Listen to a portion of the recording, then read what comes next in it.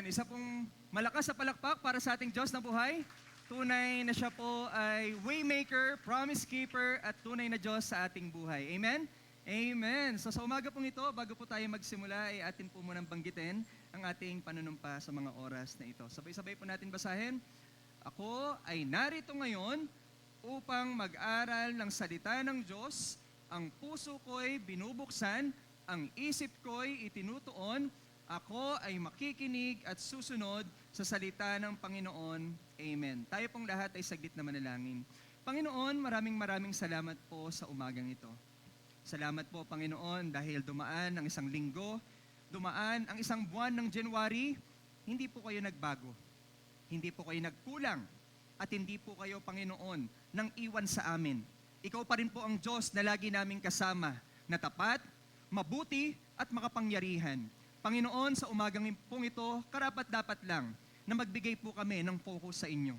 Karapat-dapat lang, Panginoon, na itaas namin ang pangalan ninyo. At karapat-dapat lang din, Panginoon, na kami po ay makinig at pag-aralan ang inyong salita na mai apply namin sa aming mga buhay. Lord, as we come to you this morning, dalangin namin ang pagpapatawad ninyo sa aming mga kasalanan.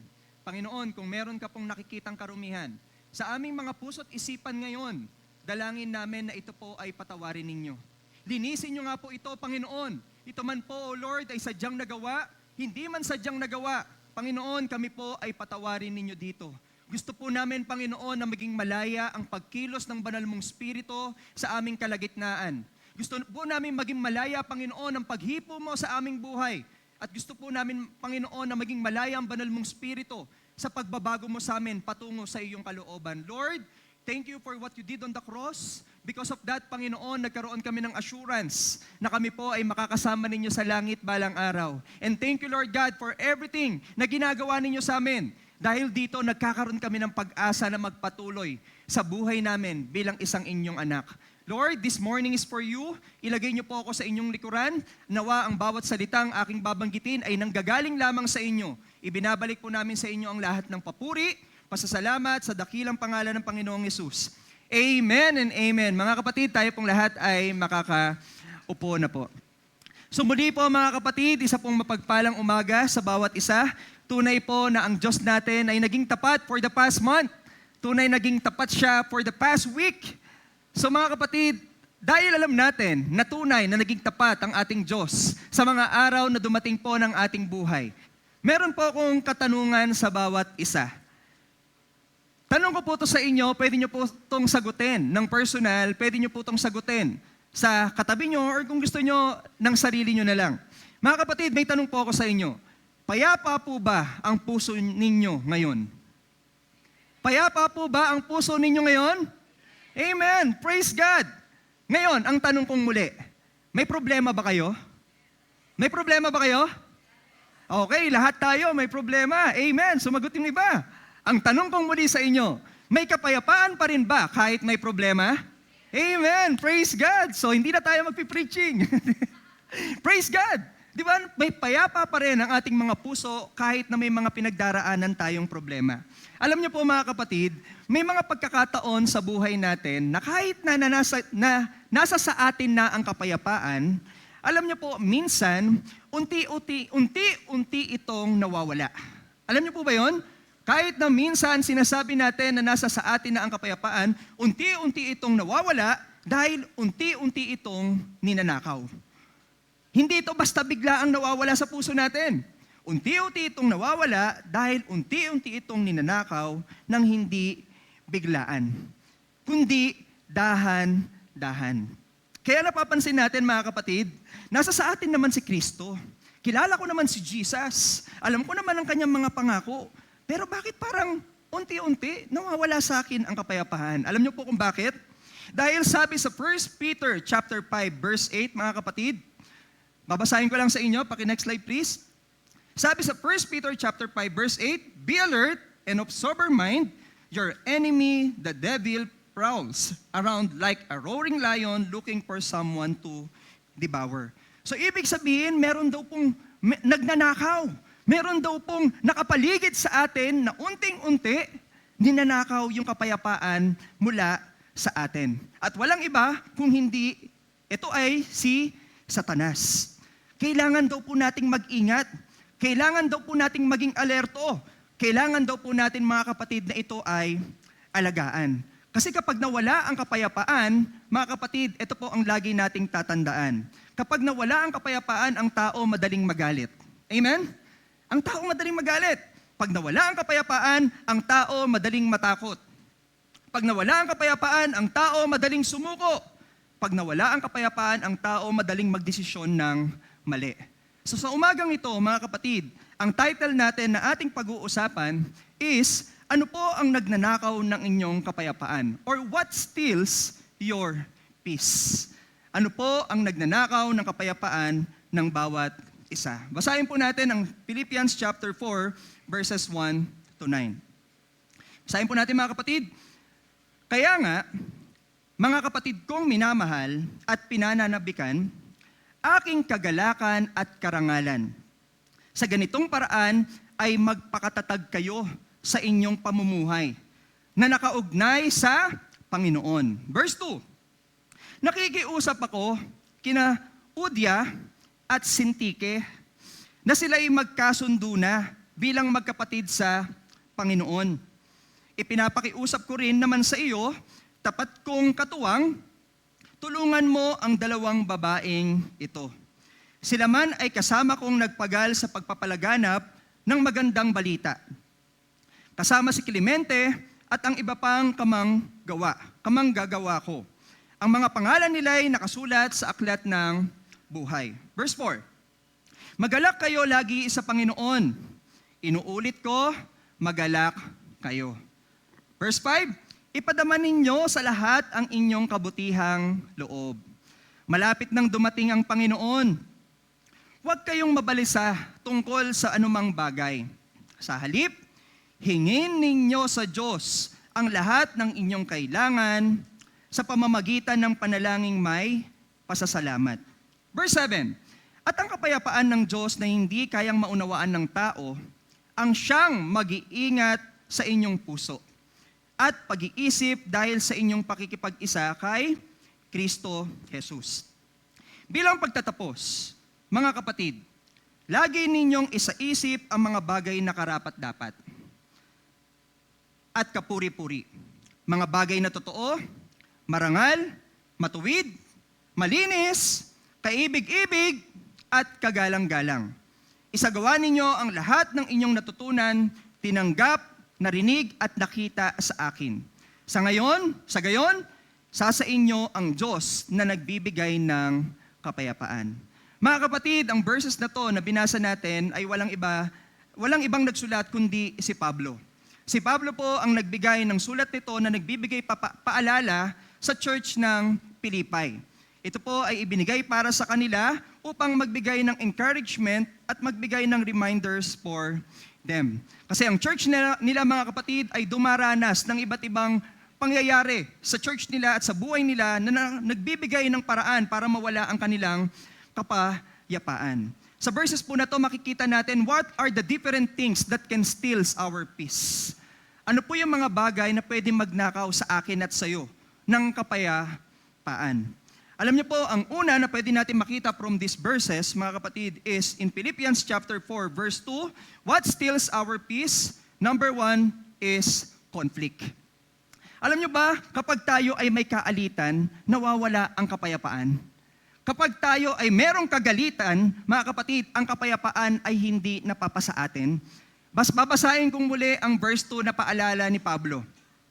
Nakikiusap ako, kina Udya. Si Paul pa mismo ang nakikiusap sa kanila. Nakikiusap ako kina Udya at Sintike na sila'y magkasundo bilang magkapatid sa Panginoon. Pansinin po natin ang verse na to na binasa natin from verse 2. Sila po ay hindi unbelievers. Ano sila? Hindi sila unbelievers, hindi sila tagalabas ng church. Base sa verse na binasa natin, sila po ay magkapatid sa Panginoon at naglilingkod pa sa ministry. Sila po ay mga aktibo sa kanilang spiritual na buhay. Sila po ay aktibo sa mga bagay na pinapagawa sa kanila ng Diyos. Pero deep inside the church, mga kapatid, meron pong hindi pagkakasunduan. Meron pong alitan. Anong ibig sabihin po nun mga kapatid? Alam nyo, marahil pwede nating sabihin na sa buhay nating ito ay spiritual akong tao. At marahil pwede nating sabihin na sa buhay nating ito, hindi tayo madaling maapektuhan ng mga bagay na pwedeng magbigay ng pagka-irritable sa atin. Alam nyo, maraming tao na pwedeng magbigay ng dahilan para tayo ay maging irritable. Tama ho ba mga kapatid? Pwedeng ang kapitbahay, pwedeng ang mga nakakasalamuha sa trabaho, pwedeng ang mga taong na kaibigan natin, or mismong pwede rin ang mga taong malalapit sa atin. Di ba? Pwede silang magbigay ng dahilan para po tayo ay magkaroon ng alitan at pwedeng mawala ang kapayapaan kapag meron pong mga ganitong bagay. Alam niyo po, hindi plano or gusto ng Diyos na meron pong alitan sa bawat kanyang anak. Hindi gusto ng Diyos na magkaroon po ng alitan sa mga pamilya na kanyang binuo. Kung meron mang alitan na hindi maiiwasan, gusto ng Diyos na ito po ay ayusin. Sa tingin niyo ba mga kapatid, binigyan ng wisdom ni Lord si Paul na sabihin sa kanila na kayo ay magbate ng walang dahilan? May dahilan. Kasi gusto ng Diyos na manatili po ang kapayapaan sa kanila. Kasi kapag may alitan mga kapatid, nawawala po talaga ang kapayapaan. Naranasan nyo na ba na meron kang kagalit sa bahay nyo? Masayang-masaya ka pa. Uy, nandyan na si mahal ko. Dumating na siya. Kaaway ko yan. Ayoko siyang makita pero masayang-masaya pa rin ako. Masaya ba sa pakiramdam? Nakaalitan mo pero masaya ka pa rin? Masaya ba sa pakiramdam ng iyong kapatid mo na hindi kayo magkasundo? May kapayapaan ba na kayong magkapatid nagtatalo? May kapayapaan ba kapag kayong mag-asawa hindi nagkakasundo? Di ba walang kapayapaan? Maraming nadadamay kapag nagkaroon po ng alitan. Maraming pwedeng mangyari kapag merong conflict, lalo na sa pamilya. Subukan nyo magkaroon ng conflict sa inyong asawa. For sure, hindi na masarap ang luto niyan mamaya. Di ba mamaya ang luto niyan, mapait na or maalat na. Subukan nyo magkaroon ng alitan sa inyong anak. Ang anak nyo, hindi kayo basta susundin. Anak, linisin mo naman tong lababo. Hugasan mo naman. Hindi kayo basta susundin. Kasi merong alitan. Subukan nyo magkaroon ng alitan sa mga magulang ninyo. Di ba hindi po madali? Marami pong pwedeng maging epekto ito sa atin. At madalas kapag may alitan, napipigilan yung mga bagay na gusto nating gawin. Di ba mga kapatid? Gusto mo ng masaya, na maayos na ministry, dahil may kaalitan ka sa ministry, mga kapatid, hindi nyo magawa yung gusto nyong gawin para mapalago yung ministry ninyo. Meron kang kaalitan dun sa tao na nagpipreach sa church. Kunyari, may galit kayo kay pastor, hindi nyo magawang pumunta ng church kasi ayaw nyo makita si pastor. Meron kayong kaalitan dyan sa harap ng pintuan na makikipagkamay sa inyo, makita nyo palang atras na kayo, hindi na kayo ate ng church kasi nakikita nyo na siya. Di ba? Ang daming pwedeng maging effect, mga kapatid, kapag meron pong conflict. At yung conflict na yan is one way na ginagawa ng kaaway para manakawin sa atin yung peace na dala-dala natin para tayo ay magpatuloy. May tanong po ako sa inyo mga kapatid, may kasamaan ka ba ng loob until now? Meron pa ba? Meron ka pa bang kasamaan ng loob until now na hindi mo pa napapatawad simula kahapon, simula 1 linggo na, simula 2 linggo, 3 linggo, 4 na linggo, 1 buwan, 1 taon? Meron pa ba until now? Baka yan ang umahad lang sa'yo para di mo talaga maranasan yung peace that surpasses all understanding. Di ba meron sinabi sa Bible, when we have Jesus Christ, you will experience peace that surpasses all understanding. Bakit kaya minsan hindi natin nararanasan yon? Baka meron ka pa talagang hindi napapatawad na nakaalitan mo. Pakisabi nga sa katabi mo, patawarin mo na. Patawarin na natin mga kapatid. Alam niyo po ang conflict, ang alitan, para po yung isang maliit na bato sa sapatos. Naranasan niyo na ba na yung sapatos niyo minsan magkaroon ng bato na maliit? Di ba hindi kayo komportabling maglakad? Di ba naranasan niyo na minsan, ang sikip-sikip na ng pagkakatali ng sintas ninyo, ang sikip-sikip na ng jeep, hindi kayo makagalaw dahil may bato. Iritang-irita kayo. Di ba? Hindi naman siya nakamamatay. Hindi naman siya talaga yung critical yung pwedeng mangyari sa'yo pag may bato sa sapatos. Pero, nakakairita.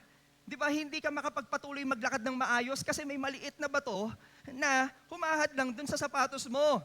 Minsan ganun po talaga ang conflict, mga kapatid. Maliit man yan sa tingin ninyo. Yan man, mga kapatid, ay hindi nakakaapekto ng sobrang laki sa inyo sa tingin ninyo. Hindi po tayo basta makakausad sa mga bagay na gugustuhin ng kalooban ng Diyos para sa atin. Kasi imbis na magtagumpay ka, mga kapatid, dahil may kaalitan ka, nagiging bitter ka. Di ba, mga kapatid? Imbis na magtagumpay ka at sumarap ang buhay mo or gumanda ang buhay mo, mga kapatid, dahil dun sa simpleng alitan, alam niyo yun, merong nagiging dahilan para 100 beses kang naging masaya, pero dahil sa isang bagay na yun, nawala yung 100 beses na yun. Di ba, nawala yung 100 beses na rason na yun para maging masaya ka. Imbis na nagpapansinan, nagtatarayan. Imbis na payapa ang social media, nagpaparinigan. Naranasan niyo na bang makakita sa social media na nagpaparinigan? Di ba, ang ginawa tuloy ng iba, nag-deactivate na lang. Para lang mawala yung toxicity na nararanasan nila sa social media. Di ba, hindi siya magandang tignan. At pwede yon nakawin ang peace natin, mga kapatid. Kahit na sabihin mo na you are spiritually filled ng Holy Spirit, kahit na sabihin mo na araw-araw kang nananalangin or nagbabasa ng Bible, pero kung hindi mo i-apply ang sinasabi ng Diyos na magpatawad ka at makipag-reconciliate ka, makipag-ayos ka sa mga conflict na nararanasan mo ngayon, para kang isang cellphone na full charge, na mamaya lobat na. Di ba para tayong ganun eh? Kala mo full charge ka, pero yun pala, mamaya lobat ka na dahil sa mga kaalitan na naaalala mo, dahil sa mga bagay na dumarating sa'yo. So mga kapatid, kung meron kang kasamaan ng loob, kung meron kang katampuhan, kung meron kang hindi pinapansin o hindi pa napapatawad ngayon, mga kapatid, isa lang po ang paalala ng Diyos. Sinabi ni Paul sa dalawa o sa mga tao sa church ng Pilipay, magkasundo sila. Magkasundo kayo. Magkasundo kayo, mga kapatid. Hindi masamang magalit. O ito, sasabihin ko sa inyo kapag merong kaalitan, hindi naman talaga masamang magalit. Amen po ba? At hindi naman kasalanan ang pagkagalit. Kasi it's one of our emotions na regalo ng Diyos. Mga kapatid, amen po ba? Hindi masamang magalit. Pero yung galit na yan, pag binigyan mo ng pagkakataon na tumagal pa, binibigyan mo lang din ng foothold ang kaaway para magkasala ka. Anong sinabi, mga kapatid, from the Bible? Sa Ephesians chapter 4, verse 26 to 27. Tignan nga natin. Ano sabi doon? Next slide please, doon muna sa Ephesians chapter 4. Wala. So, sabi doon, mga kapatid, huwag ninyong bigyan ng pagkakataon ang dyablo. Do not be angry with your sins. Huwag mong hintayin na lumubog ang araw nang hindi mo inaayos yung problema. Kasi pag hinintay mo, mga kapatid, na lumubog ang araw nang hindi pa okay ang lahat, binibigyan mo na ng foothold ng pagkakataon ang kaaway para magkasala ka.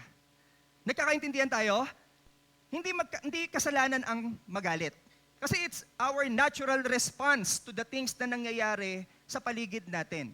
Pero ang kasalanan doon, pag pinatagal mo pa at hindi mo pa inayos. Nagkakaintindihan? At ang mga tao, mga kapatid, na gumagawa ng paraan to reconciliate or makipag-ayos or magbigay ng kapayapaan sa ibang tao, sila po yung mga taong mapapalad. May tanong ako sa inyo, bago ko sabihin tong verse na to. Sino ang madalas nagsasabi ng sorry? Magsabi ng amen kung lalaki. Wala talagang lalaki nagsasorry. Magsabi ng amen kung madalas nagsasorry ang babae. O mukhang sa church na to, babae talaga. Alam niyo ba, mga kapatid, sabi sa Matthew chapter 5, verse 7, Blessed are the peacemakers, for they will be called the children of God. Nilagay ko yan sa verse na yan. Paki-next slide ako, please. Ulitin ko, mga kapatid. Blessed are the peacemakers. Mapapala daw ang mga tao na gumagawa ng paraan para magkaroon ng kapayapaan. Ang mga taong humihingi ng tawad, nagsusorry or inaayos yung problema dahil sila daw ay tatawaging anak ng Diyos. So kung hindi ka marunong humingi o kung hindi ka marunong mag-ayos ng problema, kung hindi ka marunong mag-ayos or mag-sorry man lang para lang maayos ang problema, anong tawag sa'yo? Hindi tayo anak ng Diyos. Hindi naman siguro meaning ng Diyos na itakwil ka na. Siguro lang, ebidensya kasi ng isang Kristiyano yung marunong mag-ayos ng conflict. Yung marunong makipag-ayos. So kung sa tingin mo, mga kapatid, ikaw yung tao na tipid sa pagsasabi ng sorry na, magbigay ka naman kahit papano. Kung ikaw yung taong sa tingin mo, mas mataas yung pride kesa sa pagpapakumbaba, balansihin mo. Kung ikaw yung tao, mga kapatid, na mas inuuna yung lagi kang tama kesa sa kanila, balansihin mo. Kasi mapalad ang mga tao na gumagawa ng paraan para magkaroon ng kapayapaan. So mga kapatid, don't give an enemy a foothold sa buhay po natin because of conflicts. Magsabi ka na amen? Pakisabi sa katabi mo, gising ka pa ba? Ayan, gising pa naman tayo. Hindi pa naman tayo tulog. February 1 pa lang ngayon, mga kapatid. Sabi ng iba, Pastor, umabot ng matagal yung January, ang tagal. Ngayon, February 1 na. Meron pa tayong mahabang buwan bago magpasko ulit. So, matagal-tagal pa. Mga kapatid, tips to preserve peace sa buhay natin ito, sa mga conflict na dumarating, tips to preserve peace, maging initiator ng reconciliation. Maging initiator ng reconciliation. Manguna ka, mga kapatid. Kung merong hindi nangunguna, kung merong pigil na pigil sa sarili nila para magkaayos kayo, pangunahan mo na. Mga kapatid, pangunahan mo na. Hindi masamang mauna para lang magkaayos kayo. Isa pa, mga kapatid, sagutin ang galit ng mahinahong salita. You want to preserve peace? Kapag may galit, huwag ka rin galit. Madalas kasi, pag galit ang isa, galit din yung isa. Pataasan. Nakatingin na sa... Galit din kasi ako minsan. Di ba mga kapatid, pataasan eh. Pag galit ang isa, maging mahinahon ka. Alam niyo, sabi sa Biblia, yan, sa Kawikaan 15:1, kung gusto niyo tignan, kapag may isang galit, maging mahinahon sa pagsasalita kasi alam niyo kung bakit? Para yung isang apoy na binuhusan ng tubig. Unti-unting mawawala. Unti-unti. Isa pa, mga kapatid, magtanim ng kapayapaan, hindi sama ng loob. Hindi sama ng loob. Puro sama ng loob ang tinatanim natin. Alam niyo ba ang epekto niyan, hindi lang basta sa ibang tao, even sa iyo. 'Di ba? Kung gusto niyo makita na kagad si Lord, pwede kayong magtanim niyan. Pwede kayong magtanim niyan. Pero kung gusto niyo mapanatili ang kapayapaan, magtanim ng kapayapaan. At piliin ang kapayapaan kaysa pride. Mahal na ang pride ngayon. Sabon pala yun. Mga kapatid, piliin ang kapayapaan kaysa pride. So that we can preserve peace in our family, in our church, in our friends, in our work, in everything that we do, we can preserve peace with the wisdom na nanggagaling sa Diyos. Amen po ba? Amen. So kung sa tingin nyo, ninanakaw yan ng kapayapaan ninyo, be the first one to reconciliate. Okay? Next mga kapatid. Number 2, ano pa po ba yung mga nagnanakaw sa kapayapaan ng isang tao? Mga kapatid, what steals our peace? Number 2 is crisis. Kanina, mga kapatid, is conflict. Ngayon, crisis. Sabi sa verse na to, mga kapatid, huwag kayong mabalisa. Ano po ba yung mga nagbibigay ng kabalisahan sa atin? Ano po ba yung mga nagbibigay ng worries sa atin? Ano po ba yung mga nagbibigay ng dahilan para tayo ay sumuko na? Sabi sa verse 6-7, huwag kayong mabalisa tungkol sa anumang bagay. Bakit kaya sa tingin ninyo, sinabi ito ni Paul doon sa mga tao sa church ng Pilipay? Bakit kaya sa tingin ninyo mga kapatid? Kasi meron pong external pressure and persecution outside.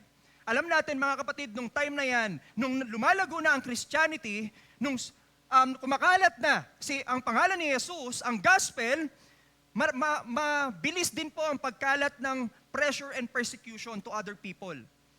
May pagkalat din na different crisis na nararanasan ng mga Christians noon. Alam niyo po, ang crisis ay bahagi ng buhay. Naniniwala ba kayo doon? Naniniwala ba kayo na ang crisis or mga problema or kung ano pa mang sitwasyon na nagbibigay sa atin ng dahilan para sumuko, yan po ay talagang parte ng buhay. Hindi po yan mawawala.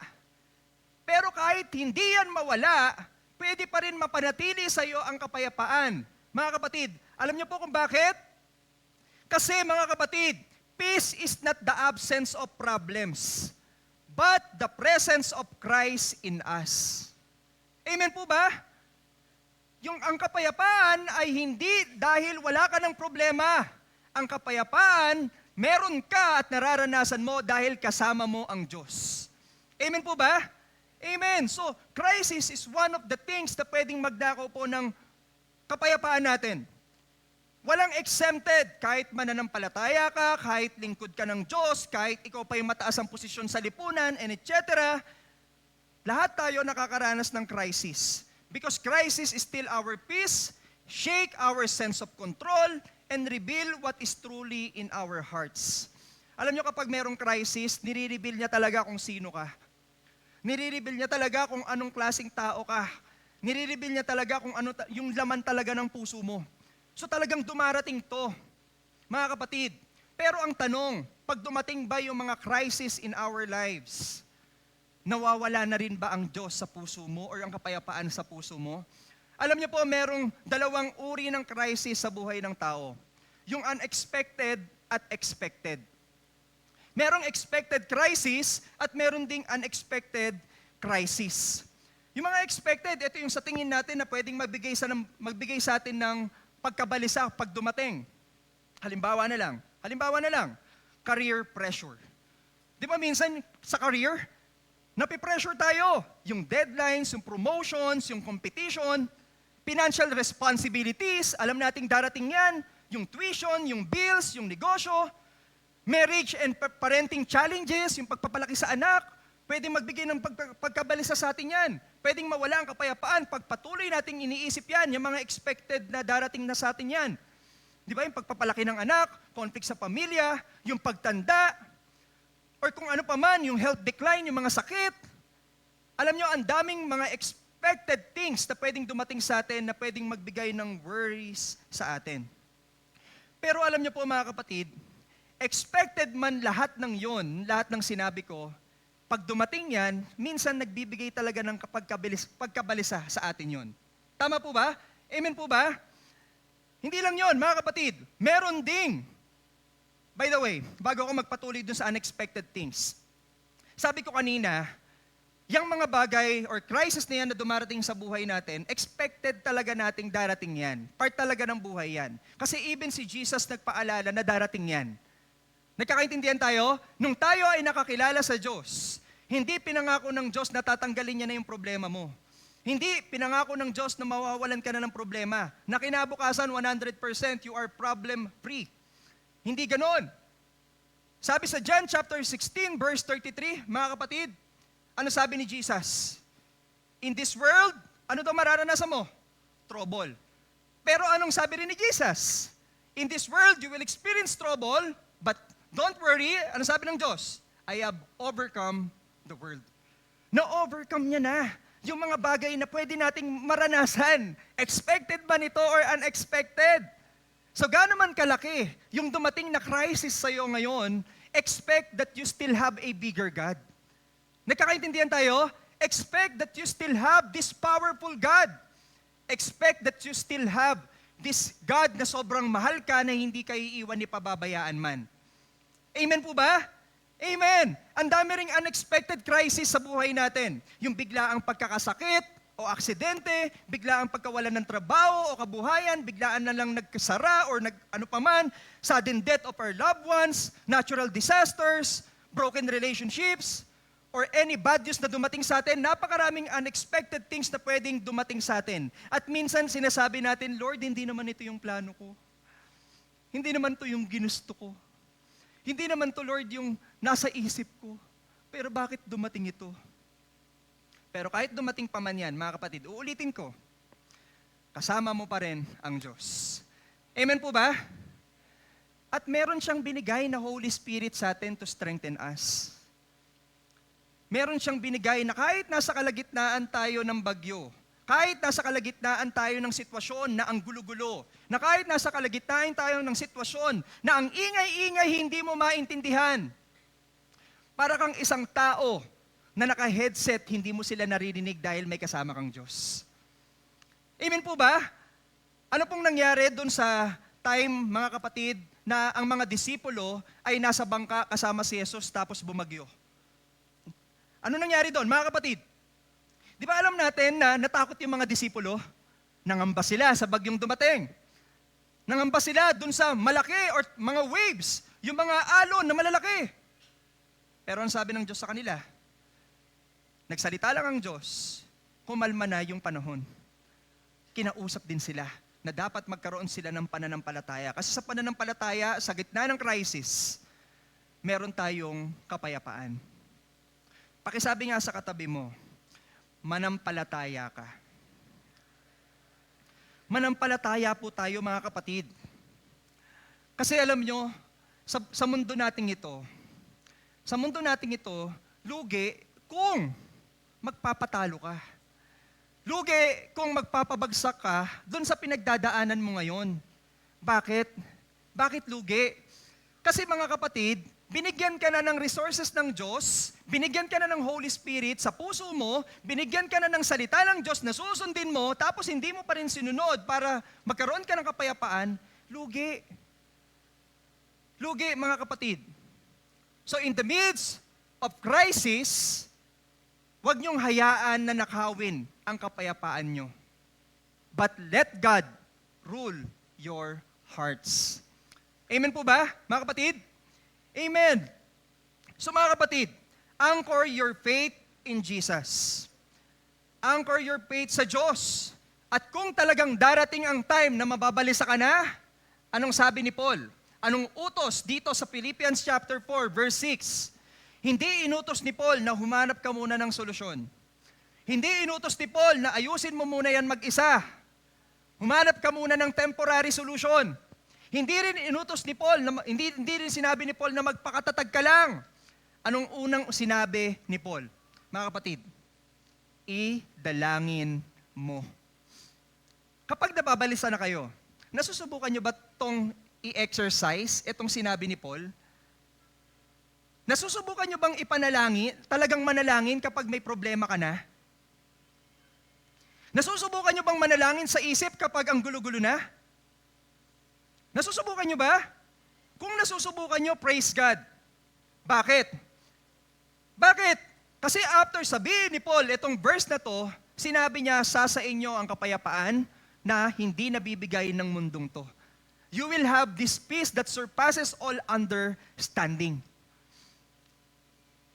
So kung di mo pa nararanasan, kapatid, sa bawat crisis na dumarating sa'yo, manalangin ka muna. Madali ba to? Madali? Madali? Madali ba to? Na ano ka na, irritable ka na, tapos mananalangin ka pa? Hindi siya madali.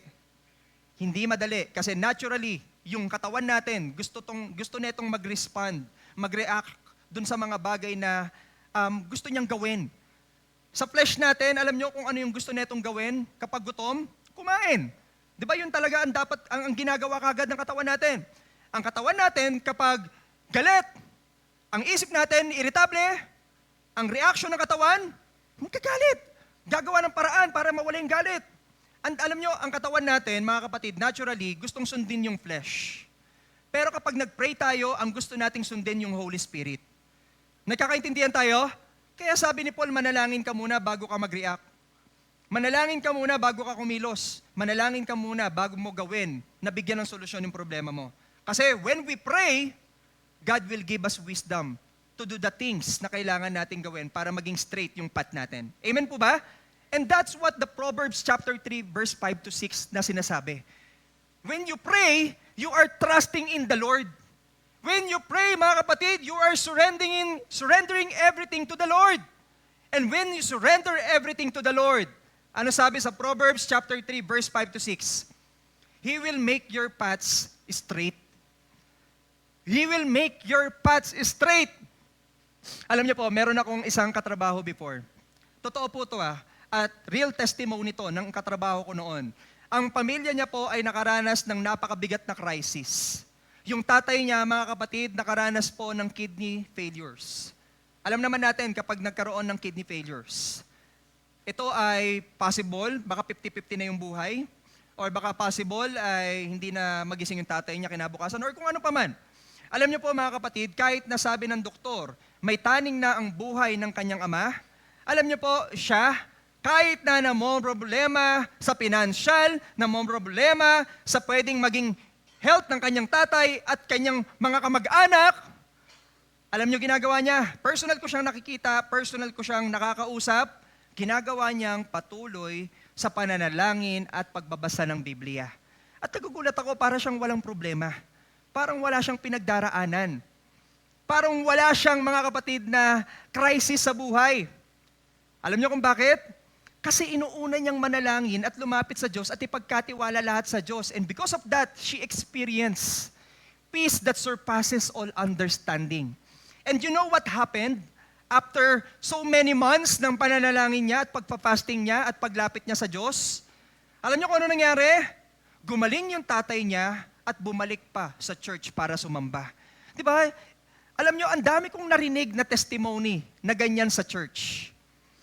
Na pinapanalangin yung may sakit, pinapanalangin yung may problema, yung may crisis. Ang sarap na yung testing mo, naging testimony mo. Ang sarap na yung mga mess sa buhay mo, naging message mo. Ang sarap na kapag dumating yung crisis sa buhay mo, mga kapatid, nabibigay mo yung papuri sa Diyos. So in different crisis of your life, don't let it steal your peace. But let Christ rule in your hearts. Pakisabi sa katabi mo, let Christ rule in your hearts. Let Christ rule in your hearts, mga kapatid. Huwag nating hayaan na nakawin ng crisis ang kapayapaan natin. So mga kapatid, tandaan, kapag dumating ang mga crisis, pray. Kapag dumating ang unexpected crisis, respond in faith. At pag wala ka ng control, ibigay mo na lahat yan sa Diyos. Amen po ba? Amen. Praise God. And number 3, mga kapatid, and lastly, what steals our peace? Ano pa po ba yung nagnanakaw sa kapayapaan natin? Alam nyo, ang ganda ng reminder ni Paul dito sa verse na to. Sinabi niya sa last verse, 8 to 9. So ano tong last na pwede nating matutunan na nagnanakaw sa kapayapaan natin? Number 3 is compromise. Alam niyo po ba, na kapag tayo ay nag-compromise sa bagay na hindi pinapagawa ng Diyos, nawawala po unti-unti ang kapayapaan mo. Kaya sabi ni Paul, tingnan niyo itong sabi ni Paul. Next slide please. Sabi ni Paul, bilang pagtatapos. Pagtatapos na, sinabi ko sa inyo, mag-pray kayo, magkasundo kayo. Bilang pagtatapos, mga kapatid, mga aking kapatid ko sa Panginoon, bilang pagtatapos, lagi ninyong isa-isip, ilagay ninyo sa isip nyo ang ano? Mga bagay na karapat-dapat, mga bagay na kapuri-puri, mga bagay na totoo, mga bagay na marangal, matuwid, malinis, kaibig-ibig, at kagalang-galang. Verse 9. Next slide please. Isagawa ninyo ang lahat ng natutunan, ibig sabihin lahat ng napag-aralan. From Genesis to Revelation, lahat ng napag-aralan isagawa.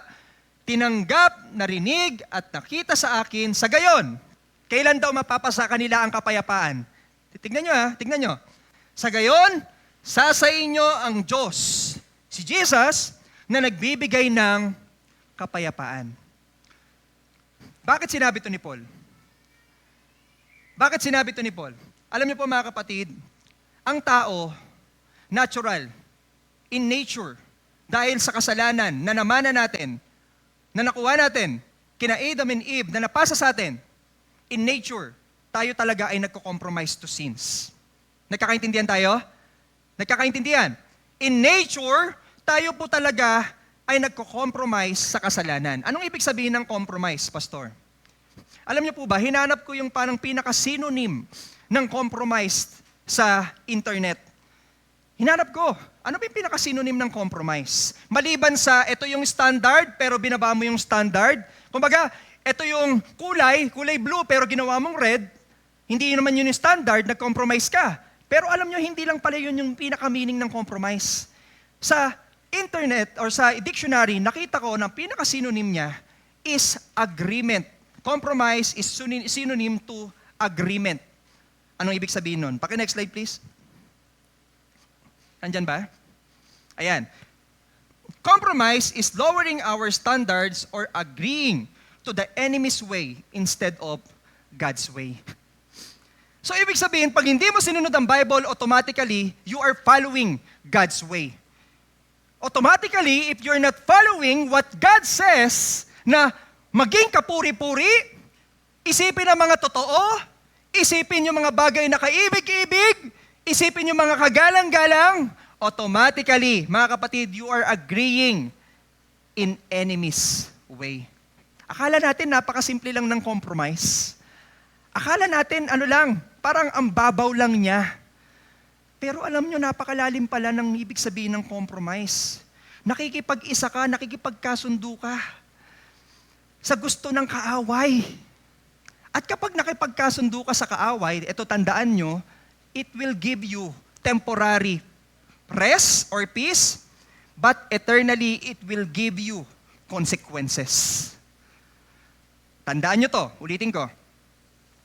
When you compromise, you will experience temporary rest or peace. Temporary.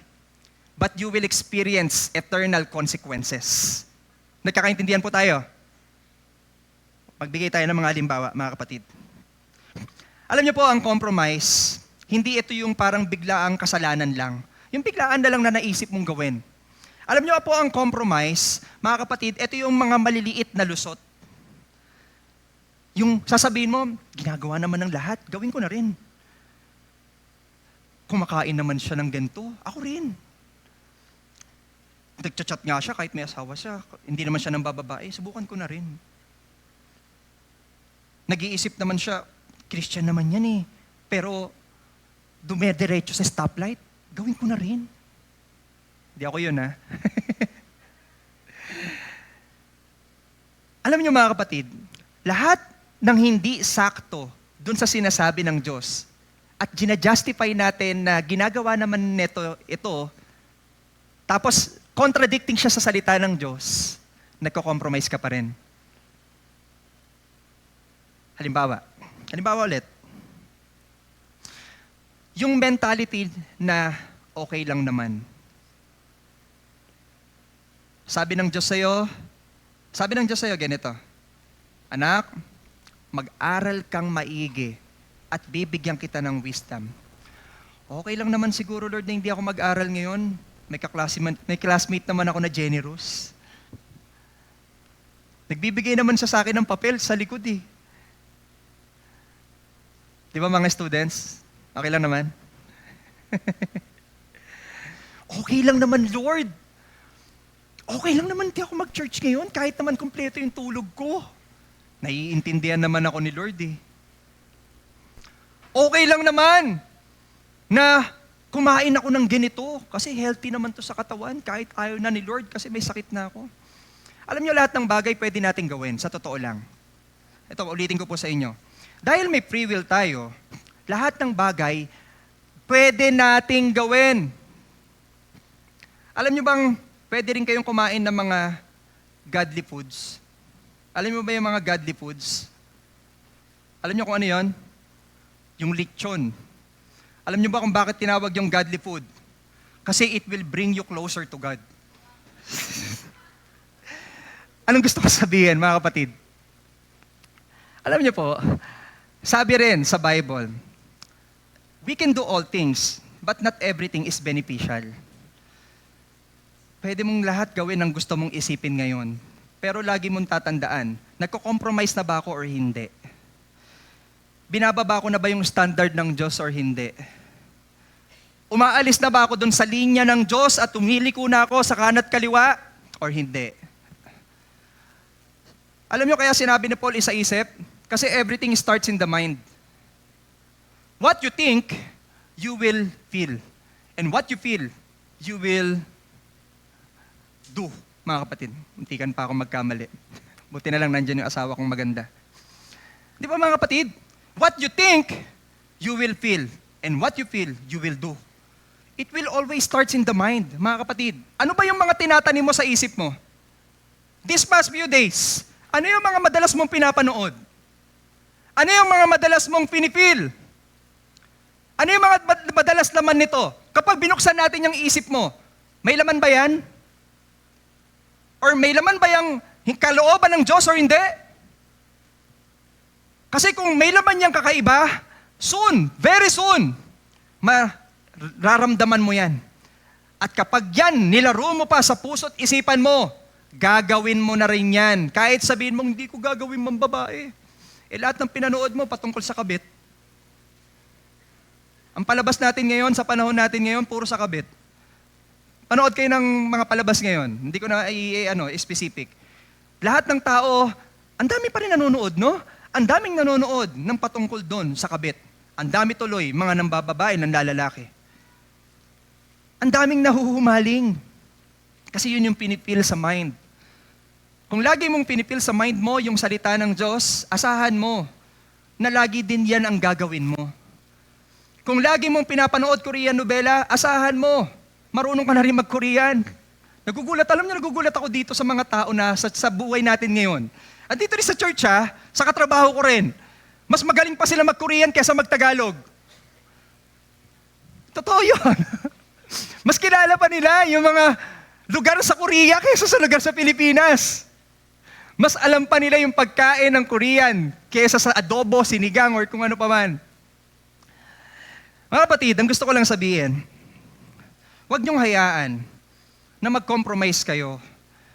Kasi alam niyo sa mga maliliit na bagay na yon, para po yung tubig alat na kapag unti-unti mong iniinom, kapag uwaw ka, mauuwaw ka pa rin. Hindi talaga yan makapagbibigay ng satisfaction sa'yo. Nagkakaintindihan po tayo? Pakisabi sa katabi mo, huwag kang mag-compromise. May temporary relief lang yan, mga kapatid, pero permanent unrest. Huwag po nating hayaan na ang mga bagay na hindi kalooban ng Diyos ay gagawin natin. Ipag-pray natin na bigyan tayo ng lakas ng Diyos to do the things na kung ano ang gusto niya talaga para sa atin. Amen po ba? Kasi ganyan si Satan. Nanakawin unti-unti. Gusto niya mag-compromise ka para mawala yung peace sa'yo. Kailan ba nawala ang peace ni Adam and Eve? Nung sinabi ni Satan, nang sa kanila na gawin mo to, hindi naman magagalit ang Diyos, mag-compromise ka kahit unti. Di ba doon na nawala ang peace? Kailan nawala ang peace ni David? Nung siya ay nahulog doon sa kasalanan. Kailan nawala ang peace ng mga characters from the Bible? Nung sila na ay nag-compromise. So don't let compromise steals your peace. Amen po ba? Amen. So mga kapatid, so bago ka magdesisyon, itanong mo muna to sa sarili mo. Bago mo gawin ang isang bagay, itanong mo muna to sa sarili mo. Ino-honor ba nito ang Diyos? May papasok na manliligaw? Ino-honor ko ba ang Diyos kung nanliligaw na to sa akin kahit 10 years old pa lang ako?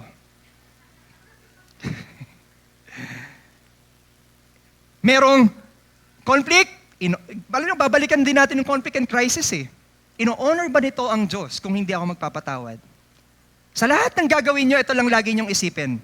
Binigyan na tayo ng guidelines ni Lord Ino-honor ba nito ang Diyos? Kung ino-honor ang Diyos, do it. If not, kahit hindi, onting-unti lang na hindi ino-honor si Lord, still, don't do it. Alam niyo po, hindi lahat ng madali ay tama. At hindi lahat ng uso ay kalugod-lugod sa Diyos. So you have, mga kapatid, to be very careful. Maging alert tayo so that yung peace natin ay manatili sa atin at hindi ito manakaw ng kaaway. Alam niyo po sa church natin ito, mapalad tayo. Alam niyo kung bakit? Kasi napapaalalahanan tayo ng kapayapaan na nagmumula sa Diyos. Mapalad tayo dahil merong Diyos na nagngungusap sa atin through His Word, through the Bible, through the people around us. Alam niyo po mga kapatid, may tanong ako sa inyo. Gusto niyo po ba na ang mga tao sa mundo natin ay makaranas din ng kapayapaan na nagmumula sa Diyos? Amen po ba? Gusto niyo po ba paglabas niyo dito, yung mga kamag-anak niyo, maranasan din yung kapayapaan na nagmumula sa Diyos? Amen po ba? At gusto niyo ba mga kapatid, dun sa trabaho ninyo, sa eskwelahan ninyo, maranasan din nila ang kapayapaan na nagmumula sa Diyos? Amen? Alam niyo paano nila mararanasan din yon? Ibahagi mo si Kristo sa kanila. Ibahagi mo ang ginawa ng Diyos sa krus. Ibahagi mo mga kapatid, ang ginawa ng Diyos na pagpapatawad sa kasalanan para sa kasalanan ng tao. Ibahagi mo ang buhay na binigay ng Diyos na buhay na walang hanggan sa kanila. And by that, they will also experience peace that surpasses all understanding. Alam niyo po, ngayong buwan na to ay Evangelism Month. Ang buwan na to ay Evangelism Month na kung saan magkakaroon po ng mga activities ang mga evangelism team to share the gospel to other people. Kung meron kayong heart sa puso nyo to share the gospel to other people for them to experience peace na nanggagaling sa Diyos, kapatid, huwag tayong mahiyang maki-join to share the gospel to other people. Kasi alam nyo, kung ano naranasan natin, napakapalad natin kung ito ay ibabahagi natin sa iba. Ibahagi po natin itong kapayapaan na nagmumula sa Diyos. So, as part of our conclusion, mga kapatid, nandyan ba yan? Yeah, next slide please. True peace is found in Christ alone. Don't let Satan steal what God freely gives. Tayo pong lahat ay saglit na manalangin. Panginoon naming Diyos, maraming salamat po sa inyo. Lord, thank you for the peace that surpasses all understanding. Thank you for you, Jesus, because you are the Prince of Peace. Thank you kahit na, Panginoon, may mga pagkakataon na hindi kami naging tapat sa inyo. May mga pagkakataon na minsan kami pa yung simula ng conflict. May mga pagkakataon, Panginoon, na minsan nagpapadala kami sa crisis ng buhay namin. At kung may mga pagkakataon, madalas, Panginoon, na nagko-compromise kami sa sin, Panginoon, salamat sa pagpapaalala sa amin. Salamat sa pagpapakita sa amin. Tanging ikaw lamang ang aming Yesus. Ang pwedeng magbigay ng kapayapaan sa buhay namin ito. Lord, hindi ko po alam kung ano yung nasa puso ng aking kapatiran ngayon. Hindi ko po alam kung ano po yung mga humahadlang sa bawat puso nila, sa bawat isip nila. Hindi ko po alam, Panginoon, kung may kapayapaan sila or wala. Hindi ko po alam, Panginoon, kung ang bawat kapatid kong ito ay nanakaw na ba ang kapayapaan sa kanila? Hindi ko po alam, Panginoon. Pero Lord, isa lang po ang alam ko. Nakikita niyo po kami. Alam niyo po ang pinagdaraanan namin. Alam niyo po ang nilalaman ng aming puso. Alam niyo po kung ano man po, Panginoon, ang mga humahadlang sa aming buhay para hindi namin maranasan ang iyong kapayapaan. O Lord, I pray in the mighty name of Jesus. Let your power, Panginoon, ang magpuno sa puso ng bawat isa. Let your power, O Lord God, let your peace, ang patuloy na umapaw sa amin. Let your peace, O Lord God, change us and transform us, O Lord God, to your will. And let your peace, Lord, ang patuloy na maghari sa bawat espiritu namin dahil ikaw po ang aming Prince of Peace, O Lord. Lord, this morning, mga kapatid, Ano man yung sa tingin ninyo humahad lang sa puso ninyo ngayon? Sa tingin nyo ba may naging ka-conflict kayo? Kaalitan kayo? Sa tingin nyo ba may crisis kayo or nag-compromise kayo? Alam nyo mga kapatid, hindi pa huli ang lahat. Ang Diyos handa kang yakaping muli. Ang Diyos handa kang tanggaping muli. Ang Diyos handang iparanas muli sa'yo ang pagmamahal niya, ang katapatan niya, ang kabutihan niya sa buhay mo. So kapatid, kung sa tingin mo, hindi mo pa talaga nararanasan si Jesus sa buhay mo. Kung sa tingin mo, hindi mo pa talaga kilala si Jesus, kasi wala pa talaga si Jesus sa puso mo. Kapatid, according to Revelation chapter 3 verse 20, the Lord is knocking at the door of our hearts. The Lord is knocking at the door of your hearts. Kumakatok siya sa puso mo. Sabi niya, anak, pagbuksan mo ko. Anak, tanggapin mo ko. Anak, ipaparanas ko sa iyo yung plano ko. Anak, ipaparanas ko sa iyo yung kapayapaan. Anak, tatanggapin kita ng buong buo. Kapatid, kung hindi mo pa talaga nararanasan si Jesus, kapatid, gusto kanyang yakapin. Gusto kanyang mahalin. At gusto niyang maranasan mo yun. The Lord loves you so much.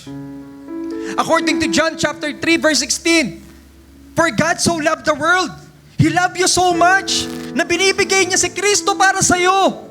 Kung may kasalanan ka na sa tingin mo hadlang dahil hindi mo mabitaw-bitawan, kung may kasalanan ka na sa tingin mo hadlang kasi ayaw mo tong tanggalin, kapatid, the Lord can free you.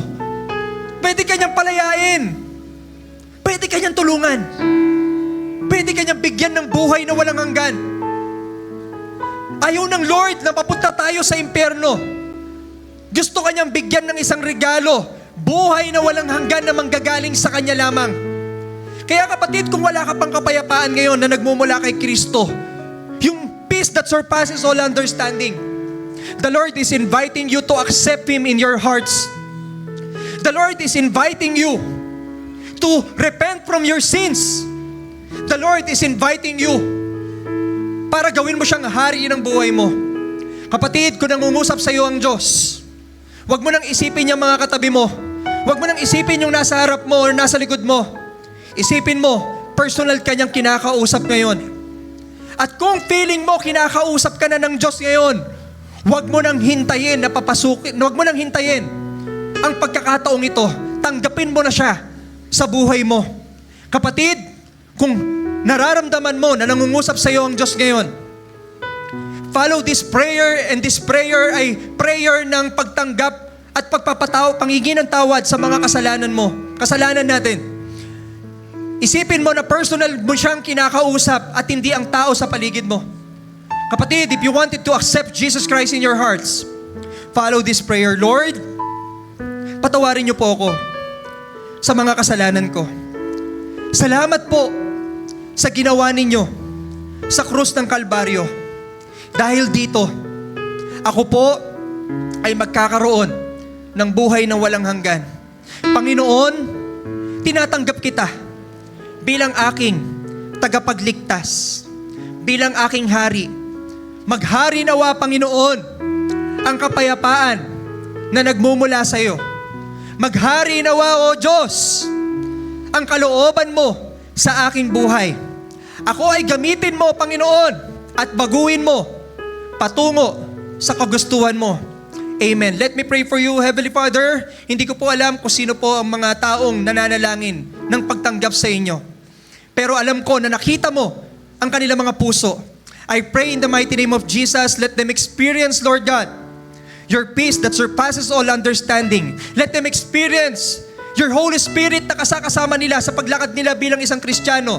And let them experience, Panginoon, this hope na manggagaling lamang sa inyo, aming Jesus. Thank you for everything, Lord Jesus. We bring back to you the highest honor and glory. In the name of Jesus Christ we pray. Amen and amen.